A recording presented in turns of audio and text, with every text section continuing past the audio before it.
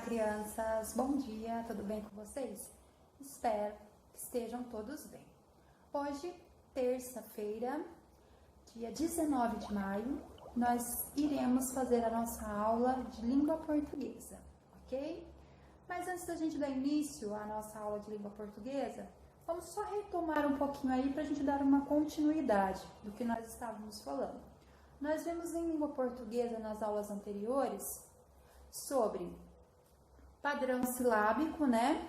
O que são os padrões silábicos? São quando a gente junta para montar uma sílaba, ou seja, a gente vai ter que juntar consoante com uma vogal, ou então uma consoante, duas vogais, ou então duas consoantes e uma vogal. Isso nós formamos sílabas, né? Essas sílabas vão nos dar os fonemas, os sons que a gente tem, né? Para que daí, através dessas sílabas, a gente junta as sílabas e forma palavras. E depois, as palavras, juntando palavras, nós vamos formar frases. E se juntarmos frases, a gente vai elaborar o quê? Um texto, né? Então, nós vimos também sobre separação silábica, né? Como que a gente faz a separação silábica, a classificação dessas palavras que são classificadas em monossílabas, dissílabas, trissílabas, polissílabas.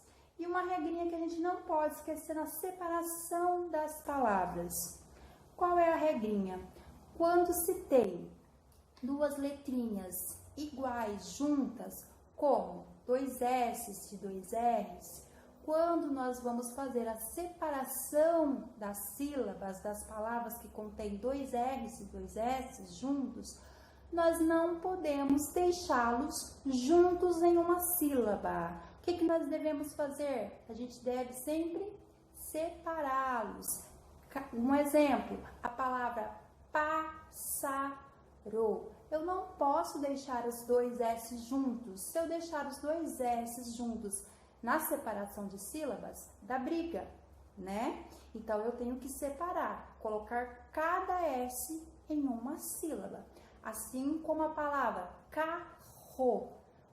Tem dois R's juntos aí na palavra, não tem? Eu não posso deixar, quando eu vou separar a sílaba da palavra carro, eu não posso deixar os dois R's juntos em uma sílaba. Então, eu tenho que colocar cada R em uma sílaba, tá? Nós não podemos nos esquecer dessa regrinha, tá? Que é muito importante. Depois, nós estudamos sobre o gênero textual, que é biografia e autobiografia, né? Nós vimos muito a respeito da biografia de Frida Kahlo, né? Uma pintora, escritora que foi muito famosa. O que foi a biografia? Como que a gente detalha a biografia? Conta-se a história de uma pessoa, ou seja, a gente viu a história, fatos que ocorreram na vida de Frida Kahlo, né? E esses fatos tinham o quê? Uma sequência, né? Foi dada uma sequência, tem que ter uma sequência. Assim é as produções textuais, produção de texto. O que é necessário para a gente produzir um texto? Título, né? Parágrafo, tem que ter um começo, meio e fim, não é verdade? Toda história tem que haver um título, o nome da história, um começo, meio e fim. Tem que ser sempre contado em fatos e dar uma sequência, né? Uma sequência de ideias. É assim que a gente elabora, é assim que é a estrutura de um texto, né? Nós temos vários tipos de textos, vários tipos de gêneros textuais. Nós temos textos que são informativos, como nos jornais, revistas que tem que estar se contando, né? Dando uma notícia de algo, também são fatos ali que são relatados, que são contados, que tem que ter uma sequência cronológica aí, né? E daí, assim acontece com a biografia, a autobiografia também, tem que haver uma sequência. Nós vamos falar de produção textual na próxima aula, onde nós vamos trabalhar o gênero textual sobre entrevistas, ok? Como que se é a entrevista. Como que a gente vai trabalhar esse gênero textual? Entrevistas. Mas antes da gente trabalhar a entrevistas, hoje nós vamos trabalhar sobre sinais de pontuação. Nós vamos ver 3 sinais de pontuação. Existem outros sinais de pontuação, nós vamos ver mais adiante. Mas hoje nós vamos ver o ponto final, o ponto de exclamação e o ponto de interrogação, ok? Mari, mas para que servem os sinais de pontuação? Os sinais de pontuação, eles vão evidenciar os diferentes tipos de entonação que a gente dá na frase. A gente sempre utiliza os sinais de pontuação nos finais das frases, né? Esses sinais como ponto final, exclamação e interrogação, nós utilizamos eles nos finais das frases.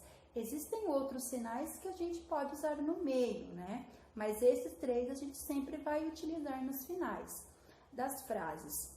O ponto final, ele indica o quê? Quando a gente vai finalizar uma frase, a gente vai terminar uma frase ou vai dar uma pausa longa naquela frase, a gente utiliza o ponto final. Mas e o ponto de exclamação? O ponto de exclamação, ele indica emoção, surpresa, alegria, tudo isso quando na minha frase eu vou fazer uma entonação quando eu estou surpresa, quando eu estou emocionada ou alegre, eu vou utilizar no final da minha frase o sinal de exclamação, o ponto de exclamação. Mas e o ponto de interrogação? O ponto de interrogação é o que mais nós vamos utilizar para trabalhar entrevistas. O sinal de interrogação, ele vai sinalizar uma pergunta. Quando eu vou fazer uma pergunta, no final da minha pergunta, eu utilizo o meu sinal de interrogação para fazer perguntas, ok?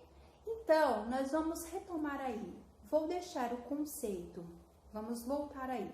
O meu ponto final, tá? Quando a frase vai terminar a frase ou quando eu vou dar uma pausa longa naquela frase. O meu sinal de exclamação, ele vai me indicar emoção, surpresa, alegria. O meu sinal de interrogação, eu vou utilizar ele quando eu vou fazer perguntas. Eu vou dar um exemplo de uma única frase e com os diferentes sinais de pontuação.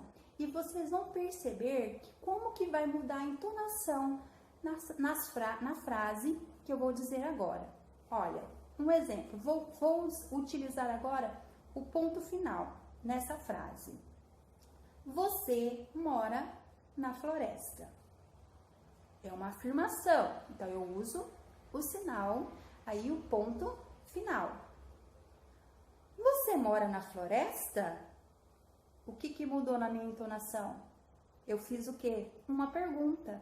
Então, eu vou utilizar o quê? O meu sinal de interrogação.